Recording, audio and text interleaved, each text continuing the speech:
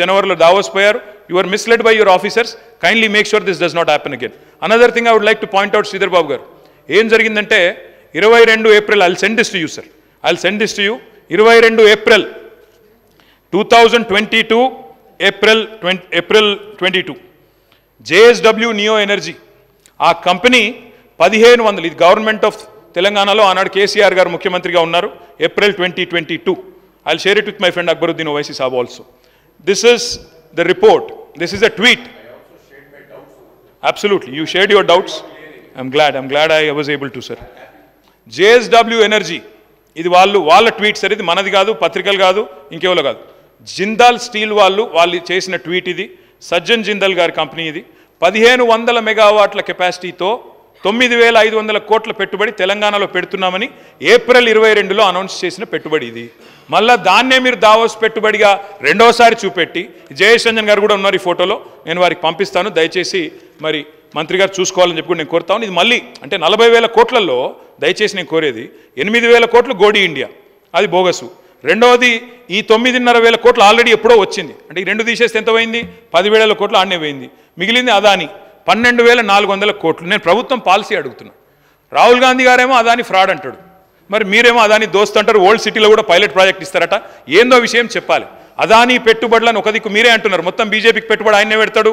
Double engine అంటే ప్రధాని అదాని అని ముఖ్యమంత్రి గారు మాట్లాడతారు, మళ్ళీ అదానికేమో రెడ్ కార్పెట్ వేసి వెల్కమ్ చెప్తున్నారు. ఇది ఎక్కడి నీతి, ఎక్కడి న్యాయం చెప్పాలా, వారే చెప్పాలా?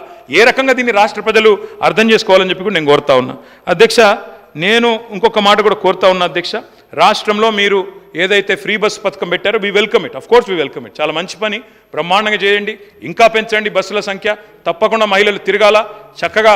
అందులో ఇంకా బస్సుల సంఖ్య పెంచినట్టయితే కొట్లాటలు కూడా కావు. కానీ ఆటో డ్రైవర్లు 59 మంది ఆత్మహత్య చేసుకున్నారు. వాళ్ళ పేర్లు వివరాలతో సహా మీకు నేను లిస్టు పంపుతా ఉన్నా. ఈ ఆటో డ్రైవర్లకు మీరు మాట ఇచ్చారు, మీరు ఆటో డ్రైవర్లకు ఒక బోర్డు పెడతామని, నెలకు 1000 రూపాయలు పెడతామని మీరు మాట ఇచ్చారు. దయచేసి ఆర్టీసీ బస్సుల మహిళలకు సంబంధించి సార్ మీ ద్వారా ఆర్టీసీ బస్సుల మహిళల ప్రయాణానికి సంబంధించి వాళ్ళ పార్టీ పక్షాన నేను లేకపోతే మీ ద్వారా విచారణకు పోలీసు అధికారులను ఆదేశించండి. కొన్ని వీడియోలను ఆ బస్సులో దాదాపు 70 కోట్ల మంది మహిళలు ప్రయాణం చేశారు అధ్యక్ష.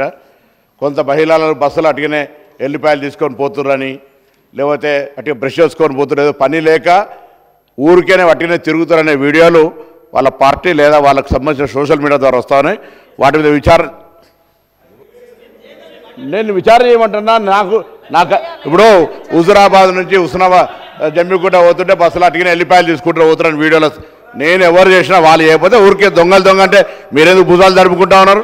నేను రవాణా శాఖ మంత్రిగా మా ప్రభుత్వము డిసెంబర్ 9 నుంచి ప్రవేశపెట్టిన మహిళల ఉచిత బస్సుకు సంబంధించి మొదటి నుంచి కూడా కండ్ల మంట జరుగుతూ ఉంది. స్కీమ్ సక్సెస్ అయిందని ఆటోల కార్మికుల పేరు మీద ఒక మాట తీస్తూ ఉన్నారు. మీకు బస్సుల్లో మహిళలు ప్రయాణం చేయడం ఇష్టమా లేదా?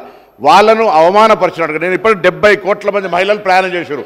దాని మీద సోషల్ మీడియాలో మీరు వీడియోలో నేను మీకు అన్నిటికీ సబ్మిట్ చేస్తా. సభాపతిగా నేను మిమ్మల్ని విజ్ఞప్తి చేస్తా ఉన్నా అధ్యక్ష. మా ప్రభుత్వంలో నేను మా గౌరవ మంత్రులందరూ కూడా ఆ విషయం తెలుసు.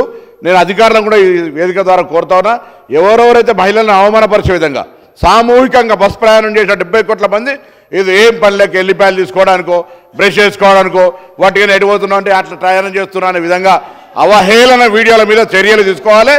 అదేవిధంగా మళ్ళీ టీఆర్ఎస్ పార్టీ స్టాండ్ అడుగుతున్న ఆటో కార్మికులకు సంబంధించి సూచన చేయండి, దానికి దీన్ని లెంక చేయకండి. మీరు మెట్రో తెచ్చినామన్నప్పుడు మేమందరం మెట్రోలో 5 లక్షల మంది ప్రయాణికులు అయిపోయి దాని ఇంపాక్ట్ ఆటోల మీద లేదా?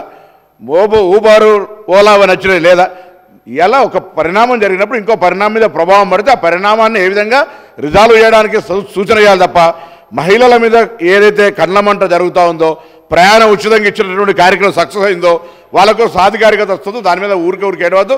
నేను దయచేసి మీ ద్వారా ఒకటే కోరుతా ఉన్నా, వాళ్ళ మీద వచ్చిన అవహేళన వీడియోలు ఎవరు సృష్టిస్తే వాళ్ళు నిజంగా ప్రయాణం చేసే వాళ్ళు అటువంటి వీడియోలు తీసి పెడితే పర్లే, కావలసుకొని అటువంటి షూటింగ్ చేయించి పెట్టిన వాళ్ళ మీద తీరే తీసుకునే విధంగా గౌరవ సభాపతికి ఆదేశించమని ఈ సందర్భంగా విజ్ఞప్తి చేస్తున్నాను. కేటీఆర్ గారు కంక్లూడ్ చేయండి మీరు. Yes sir, conclude.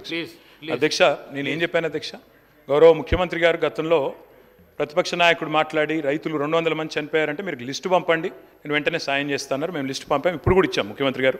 383 మంది రైతులు ఇప్పటి వరకు కాంగ్రెస్ ప్రభుత్వం వచ్చిన తర్వాత చనిపోయారు, ఆత్మహత్య చేసుకున్నారు. నేతన్నలు ఇప్పటికి 15 మంది చనిపోయారు, ఆ లిస్టు కూడా పంపించాను. ఆటో కార్మికులు 59 మంది మరణించారు, వారి లిస్టు కూడా మీకు పంపించాను. దయచేసి మీరు వీళ్ళందరికీ కూడా సహాయం చేయండి. ప్రభుత్వంలో మీరున్నారు, అధికారం మీ చేతుల్లో ఉంది. 5 లక్షలు ఇస్తారా, 10 లక్షలు ఇస్తారా, 25 లక్షలు ఇస్తారా, మీ ఇష్టం. తప్పకుండా ఈ కుటుంబాలను ఆదుకోవాలని చెప్పి నేను కోరుతా ఉన్నా.